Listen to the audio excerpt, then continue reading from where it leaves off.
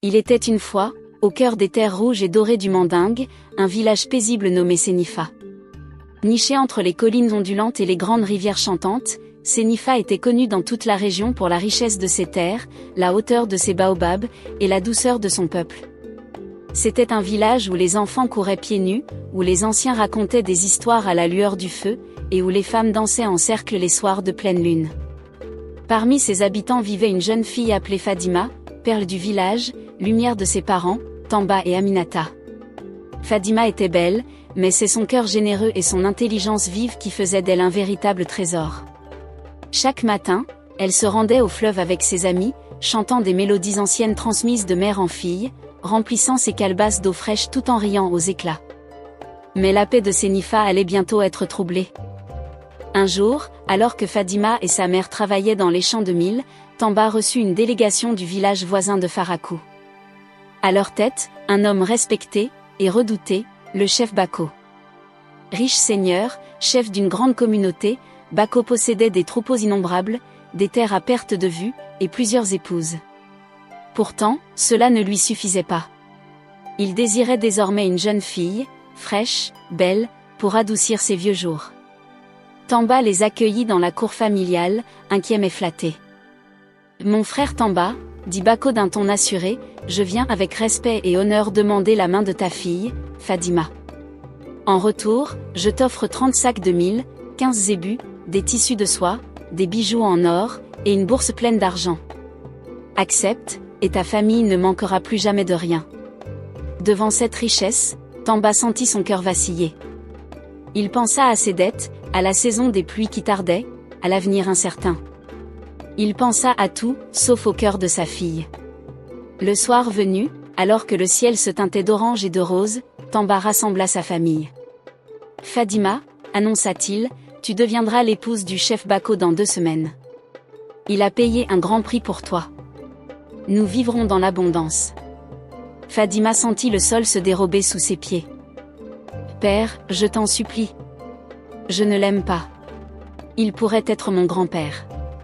Mon cœur appartient à un autre. » Mais Tamba ne voulait rien entendre. « L'amour ne remplit pas les greniers, ma fille.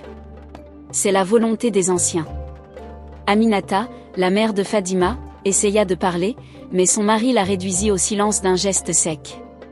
Cette nuit-là, Fadima pleura jusqu'à l'aube, le visage noyé de larmes, le cœur enchaîné par une décision qui n'était pas la sienne. Première lueur du jour, son amie Kesso la rejoignit en secret. « Tu ne peux pas accepter ça, » murmura-t-elle. « Va voir ta grand-mère. Elle saura quoi faire. » Fadima courut à travers les ruelles poussiéreuses jusqu'à la hutte de Yahi, sa grand-mère. La vieille femme, sage parmi les sages, l'écouta attentivement. « Ma fille, un mariage sans amour est une cage dorée. Dis-moi, aimes-tu un autre homme ?» Fadima hocha la tête. « Oui. Je l'aime depuis toujours. Il s'appelle Daouda, le fils du chasseur. Mon cœur bat pour lui. » Yahi lui prit la main. « Là alors va. Dis-lui. S'il t'aime vraiment, il viendra se battre pour toi. » Fatima courut à la case de Daouda. Il était en train d'aiguiser sa lance. « Et Daouda, mon père veut me donner au chef Bako. Je ne veux pas de cette vie. Je veux toi. » Le regard du jeune homme s'enflamma. Il se redressa, le cœur bondissant. « Personne ne te prendra à moi, Fadima.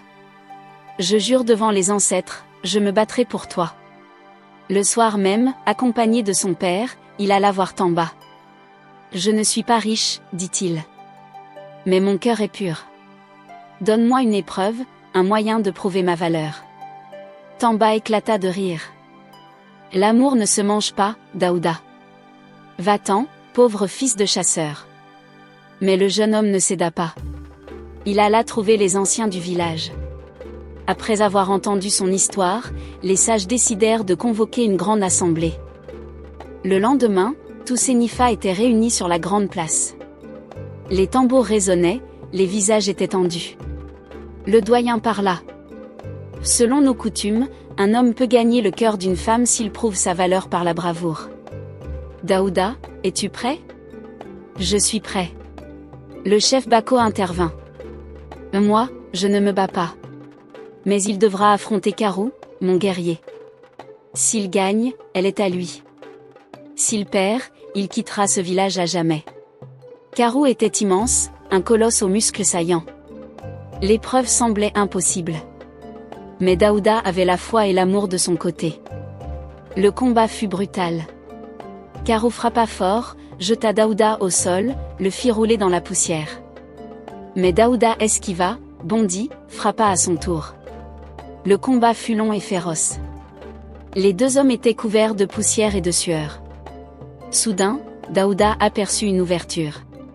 Rassemblant toutes ses forces, il se jeta sur les jambes de Karou, le renversa d'un coup. Karou tomba, grogna, et ne se releva pas. Le silence s'abattit, puis un tonnerre d'applaudissements. Les anciens levèrent la main. Daouda a vaincu. Fadima lui revient. Fadima courut vers lui, les larmes aux yeux, et se jeta dans ses bras. Le chef Bako, humilié, quitta le village sans un mot.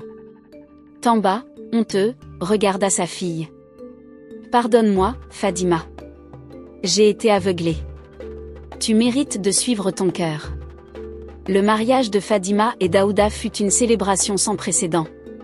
Des jours de danse, de chants, de rires, et de festins. Le village entier vécut dans la joie, et leur union devint une légende transmise de génération en génération. L'amour sincère, soutenu par le courage, est plus fort que l'or et les traditions. Parfois, il faut défier les règles pour honorer son propre cœur.